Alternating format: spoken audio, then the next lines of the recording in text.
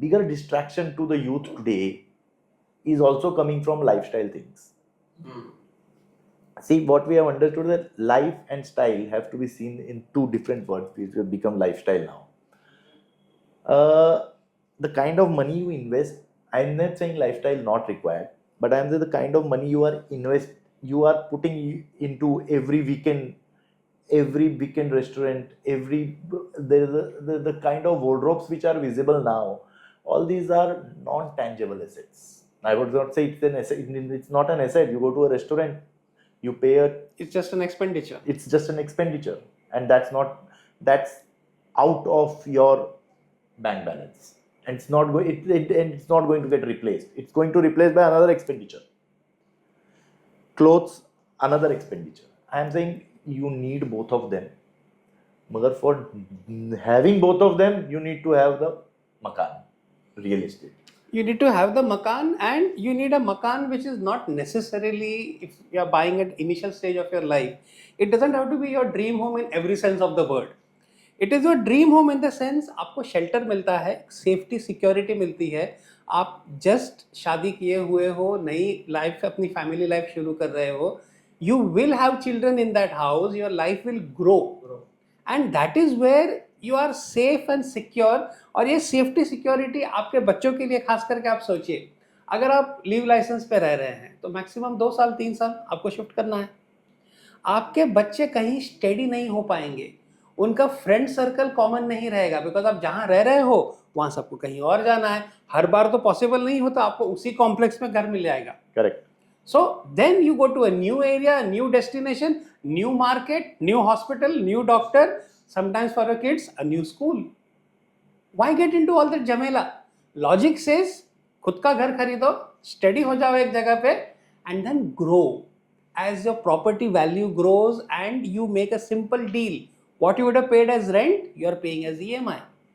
So खर्चा तो आप करने वाले थे. What you are making sure is this is my own house. In your own house, as Prashant ji rightly said, by the time you reach 45-50, you are already in a position, इसको बेच के better खरीदे, बड़ा खरीदे, क्योंकि property की value appreciate हो गई. And you are still at a stage in your life where you can take a home loan.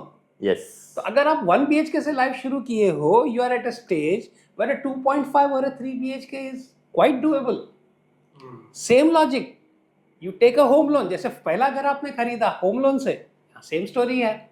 वहां जो आपको सेफ्टी सिक्योरिटी मिलती है वो यहाँ भी मिलती है. Given that sort of a choice, why would you not do this? And many people on this think like नहीं एसआईपी में ज्यादा रिटर्न्स है और बाकी एसेट्स में बहुत we are not here to कि वो अच्छा है और ये ज्यादा अच्छा है या वो पूरा है और ये नहीं अच्छा है. We are not in that debate. We are just putting some another point of view over here कि ये एसेट क्लास को आप लिक्विडेट नहीं कर सकते. ये चीज को एक बटन दबा दिया और आज हमने पैसा निकाल लिया, which is very much possible in other asset class. तो जितना ज्यादा हम लोग ये प्रॉपर्टी में टिकते हैं और जितना ज्यादा हम लोग इसको एक टाइम देते हैं कोई भी एसेट को, उतना वो ग्रो करता है और उतना वो ग्रो करता है. ये पॉइंट के ऊपर नहीं, लेकिन राजेश जी इसमें आपने एकदम सही बात कही कि अगर आप शेयर मार्केट में इन्वेस्ट कर रहे हैं, सिंपल एग्जांपल देते हैं, what is going to happen is आपने 300 में खरीदा, वो 450 तक पहुंच गया, 50% राइज, वो 3000 पे जा सकता था ना. You look at it from the other perspective. Investment में हम कहाँ करते हैं? इंडियंस ट्रेडिशनली 3 चीजों में इन्वेस्ट करते हैं. Either it is the money market, और it is gold and bullion, और it is property. Correct. Gold and bullion as well as money market की सबसे बड़ी प्रॉब्लम ये है कि अगर आपने खरीदा था पिछले साल eight X and today the price is X plus 15, 20, 25, you have a feeling पैसा आ गया हाथ में, इसको निकाल दो. You are not invested long enough to reap the benefits which that investment would have provided. ये ऐसी चीज है जो सिर्फ और सिर्फ आपको प्रॉपर्टी देती है. आज आपने प्रॉपर्टी खरीद ली, मतलब आप 10, 15, 20 साल तो वहाँ फिक्स हो.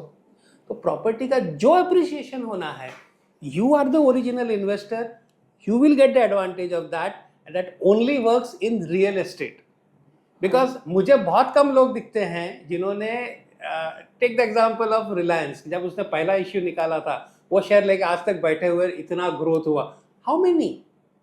कुछ ना कुछ घर में होता है, किसी की बर्थडे है, कोई हॉस्पिटल में जाता है, आपको आपकी सेविंग लिक्विडेट करनी पड़ती है। आपका इन्वेस्टमेंट जो है वहां से पैसा निकाल के और जगह पे डालना वो है, इमीडिएटली विजिबल। इमीडिएटली हाँ। विजिबल। जबकि आप अगर देखो प्रॉपर्टी में, आप चाहकर भी आपका बेडरूम नहीं बेच सकते। It is the entire property in one unit. You can't sell it like that, which means you remain invested, which means you gain from that advantage over a longer period of time. Real estate gives you stability. Stability मेरे हिसाब से सबसे important factor है। दोनों part है। One is being invested for a long period of time, which is about stability.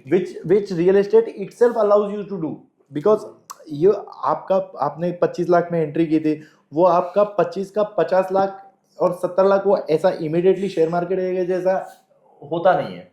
मतलब वो it takes its own time. But then अगर आप खुद चाहते 25 साल की उम्र में जमा करना पैसा, तो आप 45 साल की उम्र तक 50 लाख रुपए जमा कर लेते। तो आप क्या खुद कर पाते? अगर आपको उस समय एक फिनेंशियल सपोर्ट मिली और उसके बाद आपने वो पैसा चुकाने के बाद में आपने वो कॉर्पस क्रिएट किया, सो इसमें जो मतलब in my experience of real estate, what I have understood from this everything is कि जो रियल एस्टेट का इन्वेस्टर है, I am saying actual user भी इन्वेस्टर ही है। क्योंकि आप वो एसेट को उसमें आप रह भी रहे हो ना, और बेच भी नहीं रहे हो। वो आप तब बेचते हो, most of the time real estate कब बेचते हो? जब अपग्रेड करना है तो ही बेचते हो। और वो अपग्रेड हो करने के लिए आपके पास बहुत सारे रीजंस आते हैं। Your family size is increasing, you need to upgrade because your lifestyle is increasing, you want to go nearer to your workplace, there are many reasons. ये कब होगा? लोगों को ये समझना जरूरी है कि जब आप इन्वेस्टमेंट करते हो पहली बार, तो आपका सिर्फ 20% ही लगा होता है। Rest is from the home loan. तो अगर वो भी तो इन्वेस्टर है, उसको भी तो एप्रिसिएशन चाहिए, मगर उसका एप्रिसिएशन डिफाइंड है, क्योंकि उसको 15 साल में यही रेट ऑफ इंटरेस्ट से ये पैसा वापस मिलेगा। आपके 20% का एप्रिसिएशन डिफाइंड नहीं है। वो आप 20% से अगर आपने एक साल में उसके ऊपर एप्रिसिएशन देखोगे, टैक्स बेनिफिट देखोगे, सब देखोगे, तो उसके बाद at the end of that tenure when the home loan company is taking money from most of the time, मतलब वी हैव सीन दैट ये छोटे इन्वेस्टमेंट जो अर्ली एज में होते हैं, इसमें तो वो बहुत जल्दी चुका भी देता है, और वो एसेट 15 साल के बदले मेरे हिसाब से 8-10 साल में ही आ जाएगा। At 25-26 you want to work hard, you have energy to work hard, you can do, and at that time if you have another partner, see there are multiple aspects to this. One, so you are bringing a financial partner. Two, if you also have a working partner, you are married to a wife who is working, with both of them together are making a livelihood, this journey becomes very very easy and very very accessible. And at the age of 40-45 or how much, whenever you that, this becomes your major decision making tool. क्योंकि आज समझो 15 साल के बाद में मेरे को जो फ्लैट लेना उसका भाव मैं आज डिसाइड नहीं कर सकता, मगर मेरे को मोटा मोटी ये मालूम है कि 1 बेडरूम से 2 बेडरूम में अपग्रेड करने के लिए मेरे को थोड़ा डबल पैसा लगता है, मतलब एक रूम ऐड करने के लिए थोड़ा। तो वो मैं आज अगर देखूं और कल देखूं, और 20 साल पहले भी वही सिचुएशन थी, आज भी वही सिचुएशन है, और ये आगे भी ऐसी ही रहने वाली है। तो अगर आप उस समय 20% अपने इन्वेस्टमेंट, आपका 20% के इन्वेस्टमेंट का एप्रिसिएशन देखोगे, तो उसका एक्स तो you won't be able to calculate. vis-a-vis the kind of money you have just paid to the banker. And if you see this investment from a 20% perspective, this is huge.